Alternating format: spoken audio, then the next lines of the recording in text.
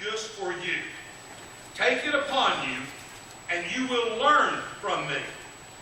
When I am uncomfortable, I don't learn well. Let me explain that. You ever been sitting in the classroom and you had a toothache? Or you had a headache? Or something about you hurt? And the professor is in front of you and you're trying to keep these good notes because you know he's going to give you a quiz or an exam or a test, and you can't think about anything but the headache or the toothache. How well do you concentrate? You don't. And that's the reason Matthew says that Jesus has created for us this individual yoke that you and I are going to wear for him. And it's this perfectly fitting yoke. And because it fits so well, you and I are going to learn from him. What would Jesus do? WWJD used to be the big thing. You see necklaces and bracelets. What would Jesus do in this particular situation? Because that yoke that he's given me spiritually is designed just for me. I can know what he's going to do. So take this well-fitting yoke and learn from me, because I'm meek and lowly in heart, and you will find cessation from labor and refreshment for your souls. Isn't that neat? You can find a place where you can be comfortable. Now, do you have a favorite chair at home?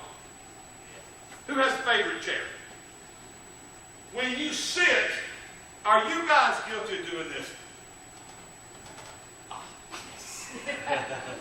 Yes. You know what I'm talking about? You find that spot. Well, you know what I'm talking about. And it's like, yes, this is it. And you guard that chair. And because it's just so comfortable. And you can just rest. Matthew is saying, when this all works the way Jesus designed it to work, you and I are going to find the peace and the tranquility. We're going to find the serenity. Now, does that mean trouble's going to go away? Oh, no.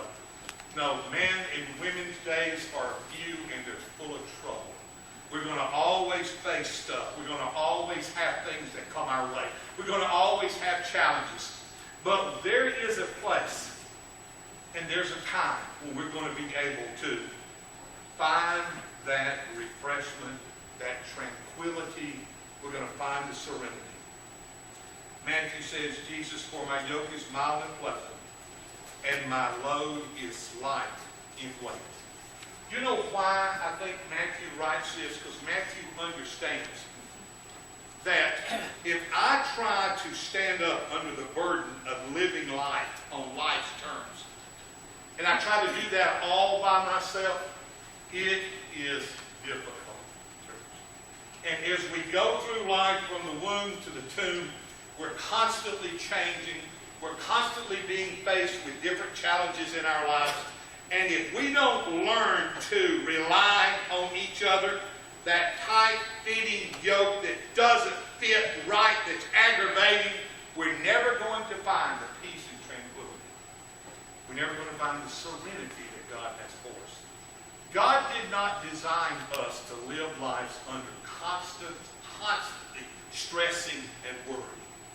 He designed life for us to let this yoke, his yoke that we're taking, this yoke that fits me to a T, your yoke that fits you to a T. He has evaluated you before you were ever born. And he knew what strengths, needs, abilities, preferences, and interests he could use to make you the person that you need to be. See, he knew not to call me to sit behind the desk, as my wife does, and look at figures and balances and debits and what else, Pam? All the bank stuff that you, and audits, that would absolutely drive me nuts.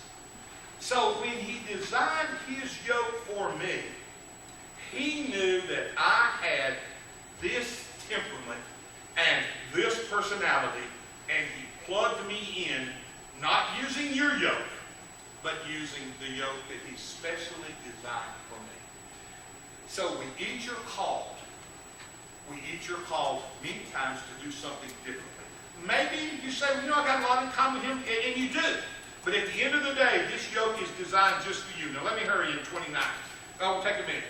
Take it once my yoke upon you and learn from me, because I am meek and lowly in heart, and you will find concession from labor and refreshment for your souls. And Jesus walking by, this is in Matthew 4, and I'm going to hurry.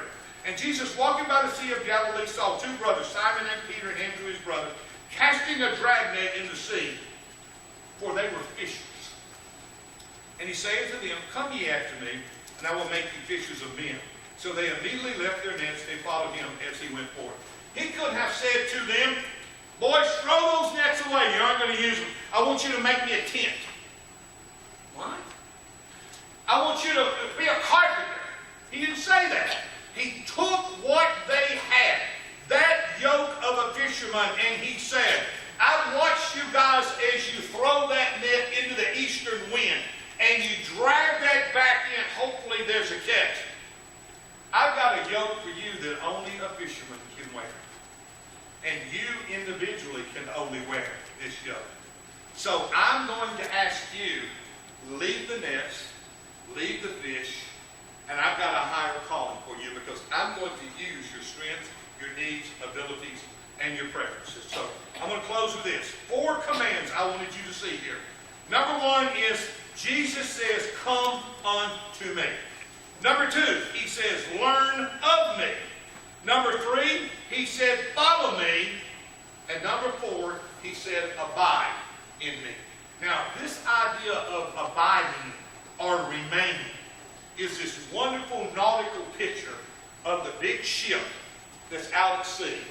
And this little boat pulls up next to the big ship, and it's tied off to the big ship. Now, it's tied off so they can gain access to the big boat. And see, this would have been a picture that John and Matthew and those of the day would have understood. Abiding in me, pull up beside here and tie off with me. And if it gets too rough, guess what? The big ship's going to take care of it. What are my strengths, my needs, my abilities, my preferences, my interests? God knows what those are. And as your pastor search committee, as your deacon search committee, as they attempt to take all of those things, along with the Pauline qualifications that Paul writes to Timothy and outlines for him, also what we have outlined and what they believe as a church you are looking for, that's precisely what they're going to do. They're going to look for that man, or those men when it comes to serving as deacons here, that individually their yoke is nothing worse than an ill-fitting yoke. Nothing more uncomfortable than an ill-fitting yoke. But finding that man who has the perfect fitting yoke, strengths, needs, abilities, preferences, interests. Pray with me, church. Father, we thank you that you have invited us to come unto you, to learn of you, to